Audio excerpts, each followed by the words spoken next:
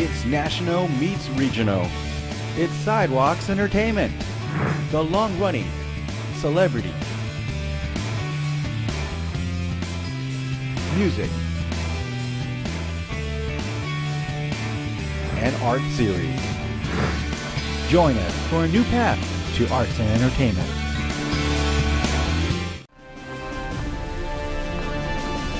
My name is Mary Kate. I'm studying aerospace engineering. I'm an avid costumer. I mostly costume superheroes, but I also can don my pony gear because I'm a brony. Put your hooves up.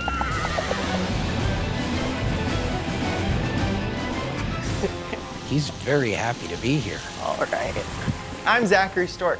I'm one of the top 25 World of Warcraft gamers on the planet. Being a nerd is about passion. Being a nerd is like a way of life because the greatest people throughout all of history, the greatest people, were nerds. Today I have actors and game show hosts Robert Carradine and Curtis Armstrong. Welcome to Sidewalks Entertainment, guys. Hi, good morning. Thanks, Cindy. Gosh, it's so hard to believe that it's been 3 decades since you two starred in Revenge of the Nerds together. Are you still surprised at the popularity? Yeah, it's unbelievable. I mean, we had no idea at the time that we'd be sitting here today looking at the nerd legacy through the King of the Nerds microscope. Yeah, it was really, I think it crept up on, speaking for me, it crept up on me a little bit. And it was last year, I think, when we were doing first season of King of the Nerds, that it began to dawn on us that we were 30 years, approaching the 30th anniversary of the original film. It's incredible after all this time. And people still relate to it, which is amazing. Yeah, we were doing some promoting with South America, and many of the commentators down there, they were saying, oh, we love those movies so much, and you don't think of it on a world scale. Right. I guess just human nature is, you know, there are all types of folks everywhere, and I guess it does resonate whether, you know, you're in the United States or anywhere else. It's true. I mean, there's a kind of outsider element to the nerds that was certainly true in the films, and I think in a lot of respects is true of the nerds that appear in King of the Nerds as well. They, you know, are very bright, very intelligent, but they have been kind of outsiders most of their lives, and I think that that's something that's universal.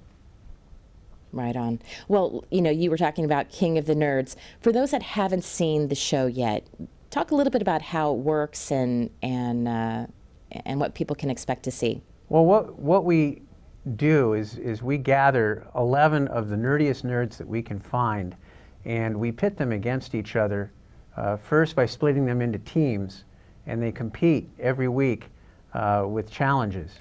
And as the show goes on, then the teams, you know, as people are eliminated, as the nerds are sent off away from Nerdvana, which is the place where they live, then it boils down to an individual competition, of course, culminating in what will be the King of the Nerds. The main thing is the challenges are extremely nerdy. They're all based in nerd culture in one way or another. And so you also get the whole idea of seeing these people in their natural environment, so to speak. And when you put a lot of nerds in one house, it's irresistible because they all have the same interests regardless of what their specialty is. So it's an intriguing thing to see. For sure. Now, what are some of your favorite nerd challenges that you've seen on the show? Well, one of my favorites is we created the Tron game, basically, and stuck our nerds in it. And so it was live gaming, basically, where actual people get stuck in a video game, which was, it was ingenious the way that it was constructed, and it worked out really well. We also have a couple of return things from last year, including LARPing, the LARPing challenge, the live-action role-playing, which was very successful. We also had a challenge in which the nerds had 24 hours to build working robots and then pit them against each other in a game of dodgeball.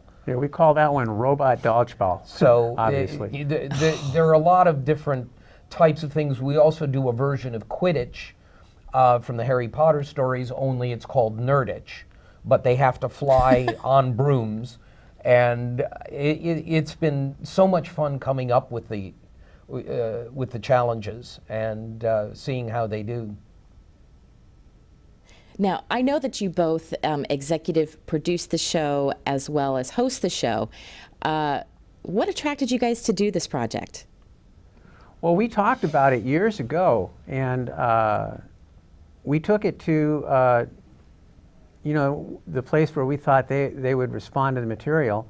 And I guess the timing wasn't right, but it was always in the back of our heads that a nerd reality show would be something that people would want to watch, especially if it's hosted by Curtis and I.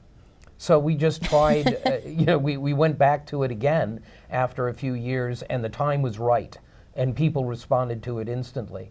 It just seemed like something that we thought we would like to do. Robert and I have been working actors for many, many, many years, and we just thought this would be a fun diversion to try. Yeah, it was fun diversion, and it turns out to have been successful. Now, you have had some fun guest judges on the show. Who are some of your favorites, and do you have a dream list? Wow.